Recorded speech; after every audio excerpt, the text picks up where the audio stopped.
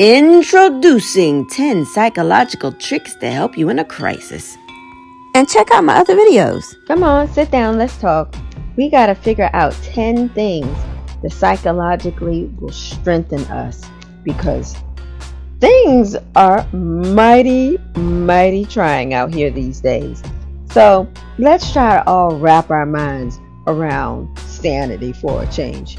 So I wanted to impart some knowledge on you guys real quick, because it's been a rough few days since there has been a change in our lives, a huge change, and things are moving pretty fast. So what I think that we should all do is focus on strengthening up our minds and the way we think about things.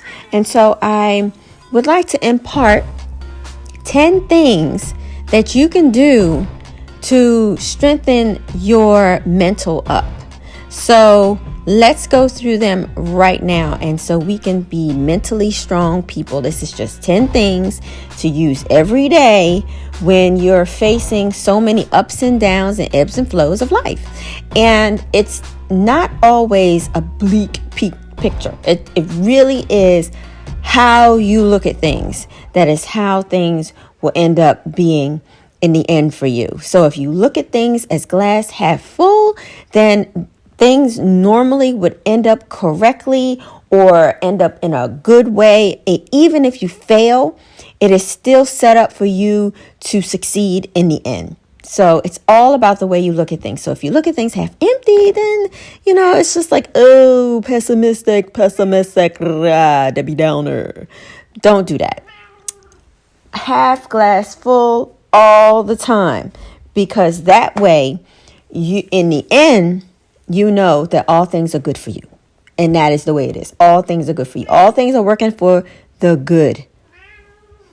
And my cat says hello. All right, number 1, it's understandable that I feel that way right now. Validate yourself. Okay? Validate yourself. So in your mental, when something is going awry or something is just the way it is, and you go, what in the world is going on? You think to yourself, what's going on? It's understandable. Well, the way you feel is the way you feel. Nobody else can tell you the way you feel. All right. And it's understandable that your reaction is the way it is, because these days people want to tell us how we feel, what we really thought, what we really meant. No, I feel the way I feel, and it's understandable that I feel that way right now. So validate yourself. Number 2, what's one thing I can control right now? With 1,000,001 things going a lot of different ways, the best thing to do is to stop everything. Even if you have to stop everything for simply yourself and stand there and have a few minutes. Count to 5, because one thing that you can control right then and there is at least stopping yourself, centering your thoughts, pushing out all that is on the outside. And then you say, let me go back to whatever the problem is, even if it's in the moment, reimagine a way that I can have some success. But where is my starting point? What's the one thing that I can control right now? Understanding that you can't control anyone else, but what is the one thing that you yourself can control right now? And usually it's the way you personally think about something and the way you go about handling something. Okay, so that decision is a very important one. Number 3, how else can I look at this situation? Just like I said, reimagine the situation. What is going on? Because right now, what you're going to do and trying to do are probably 2 different things. And that's the reason why something may not be working out at the time, because what you want to do is one thing, but how you're going about it is giving you a completely different outcome. So how can you reimagine the situation and look at the situation differently? How else can I look at this situation? And then the next thing that I would like for you guys to think about is, I don't have to do this alone. There are so many things to do in a day that you just have to sit back and recognize that you're not alone in the world. You are not alone in the world.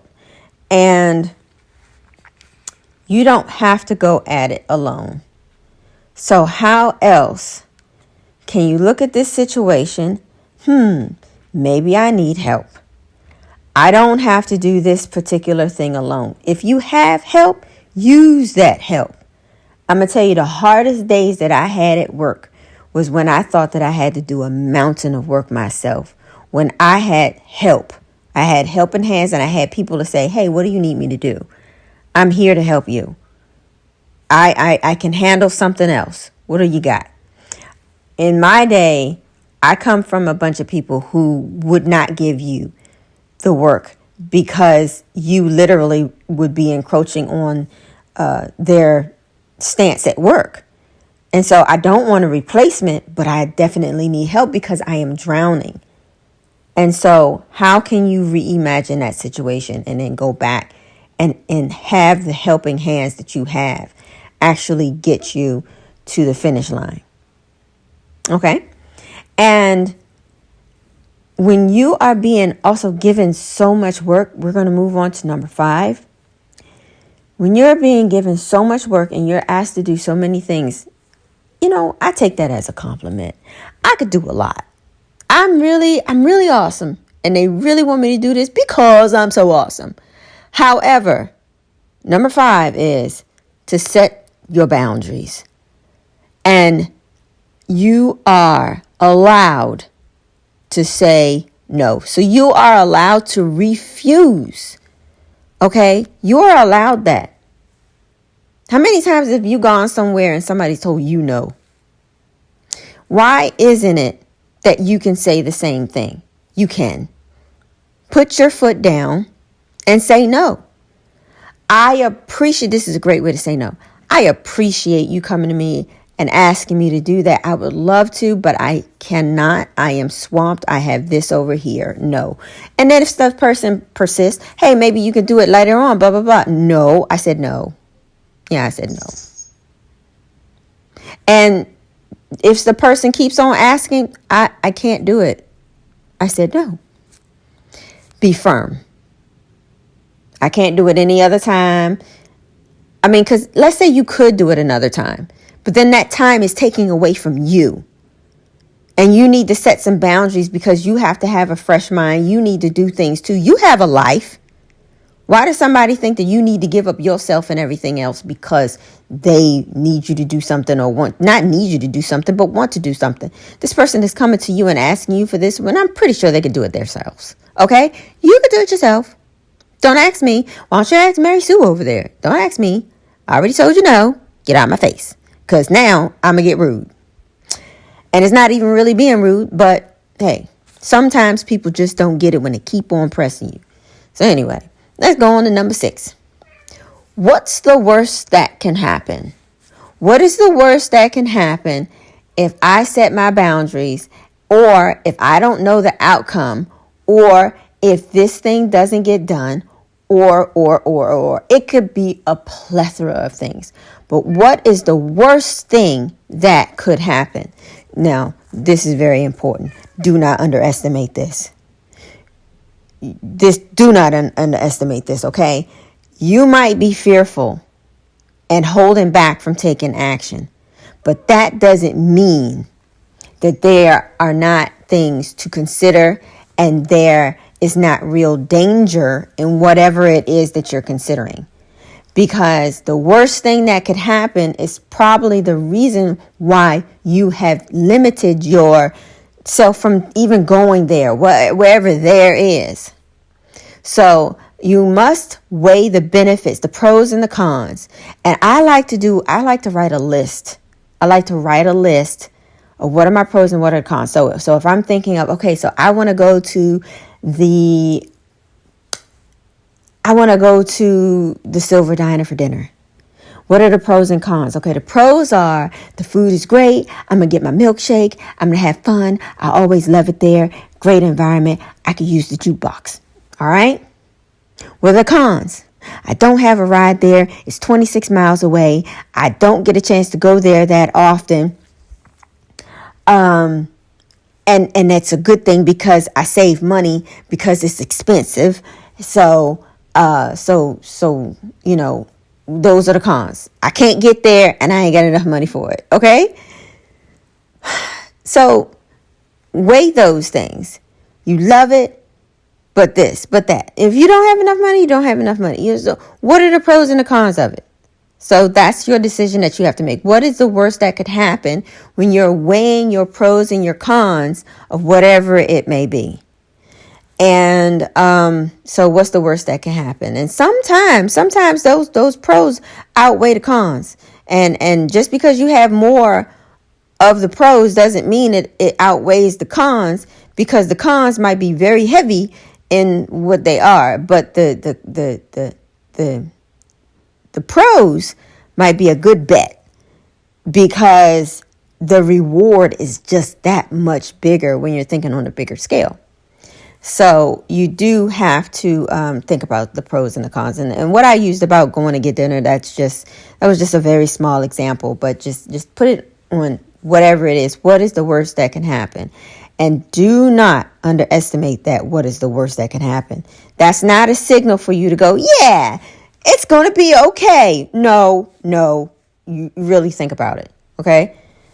So let's move on to number 7. I don't have to have all the answers right now. Okay, this is correct. Your mental toughness, somebody is standing there for you. You probably have a crew of people that are working for you. You probably have a household of people that are rooting for you to get whatever it is, do whatever it is, help them, or whatever it may be. Your future depends on whatever it is that you're considering.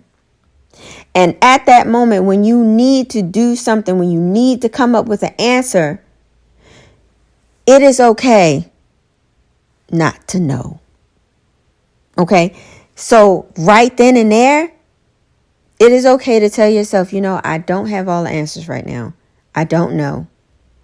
But you can go back to one of the other things that I said. You can try to figure out, where can I start? What can I control right now? Where can I start? And what are the pros and cons of starting in that place right now? And you can come up with your answer. But it's okay not to have the answers right then in that space. Okay, it's okay. It's okay to walk away, go get a cup of tea or something like that, whatever you may do. Think about things, relax, count to 5, and then come back and think about it again. You can brainstorm. You can call your friends. Like I love to call my girlfriends, talk on the phone with them, talk on the phone with my family and everything. And I'll come up, we'll come together and we'll brainstorm. There's nothing wrong with help. It's nothing wrong with help. Just like I said, that's the other point that we just come from, right? It's nothing wrong with help. All right, let's move on to number 8. Point number 8. What would I say to a friend in this situation? Because some of the best ways to go about things is to take yourself out of the situation. Even though this is for you, whatever it is that you're doing is for you, it will benefit you, it's on your behalf, all of that. But take yourself out of yourself in this situation. And what advice would you give to a friend in your situation? What advice would you give to someone else in your situation right now? And you talk to that person. Like literally, I have done this before. Didn't have anybody else to talk to, or maybe the subject was a little bit too close to the heart or too personal. But what do I do? But if somebody came to me and they asked me for information on how they should proceed with something, what would I say to them? I would tell them, and I could rattle it off just right then and there. I knew exactly I knew exactly what I would say to this person. I know exactly how I should give this. And then what I did, because I've really done this before, I have turned around and told myself, now how do you feel about doing this that you have literally just given as a word of advice to your friend in this imaginary situation? How do I feel about it? Now I have gotten my answer and I am evaluating it. Now that doesn't mean that it needs to be the final answer, but it's definitely a great starting place, because not only have I come up with a solution that I would completely give someone else, and I trust in my words to give this information to someone else, how do I feel about it? Sometimes the worst critic that you have is yourself. But if you can give that easily to someone else, that information easily to someone else, why won't you take your own advice? Ladies and gentlemen, we have to trust ourselves. Trust yourself. It's okay. My best friend is me. First, my best friend is me. I need to trust myself and my thinking and everything that I do, because ultimately what I do with my hands will affect me 100%. It will affect me. Yes, what I do will probably affect someone else in a manner, but I am the one who did it. Whatever I do, I will get the blowback, pushback, or accolades from it. I have to trust myself, and I have to make the best decisions for me. And making the best decisions for my family is the same thing. It is for me. If I choose to run in front of danger for someone else, is that the best thing to do for me? What are the pros and cons of that? What am I losing? I would love to stop danger for so many people. But if I do that, what am I leaving behind? Who am I leaving behind? What kind of situation am I leaving behind? It's wonderful to play the hero. But how many people lose out because you have done whatever you have done? Okay, so ask yourself, what advice would I give to someone else who is asking me this? And that's a good starting point to evaluate for yourself. Okay, next point, number 9. This is getting hot up in here. So, number 9, ask yourself, what small step can I take right now? And I think I just answered that indirectly. But really evaluate what small step can you take right now? Because right now, something may be big, but let's bring it down some and make it more palatable, more easier to look at. Instead of looking up above and seeing a mountain towering over me, in my mind, I need to take this mountain and make it smaller. You can, like right now, what I want you guys to do is imagine looking in front of you at a mountain. See the mountain. Now put your hand in front of your face. Your hand is now covering up a majority of this mountain that you're seeing in front of you. Now take your hand and cup it underneath, and now have your palm facing up. Bring your hand to the base of that mountain in front of you. Now see how this mountain looks in your hand. With your mind, pick this mountain up and move it over to the right. Pull it closer to your face. Push it away from your face. But what you are doing right now is you are holding this mountain.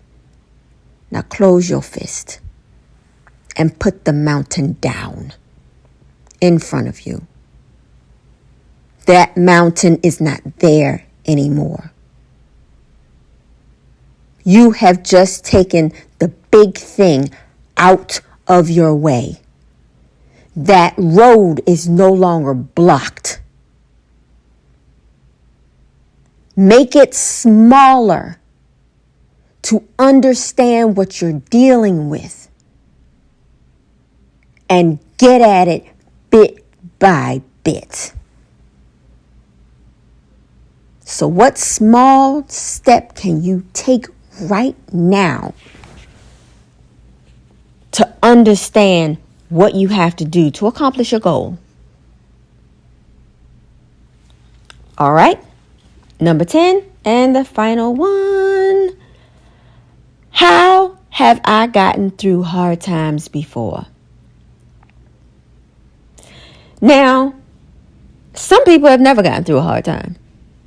Some people have had someone else do any and everything for them.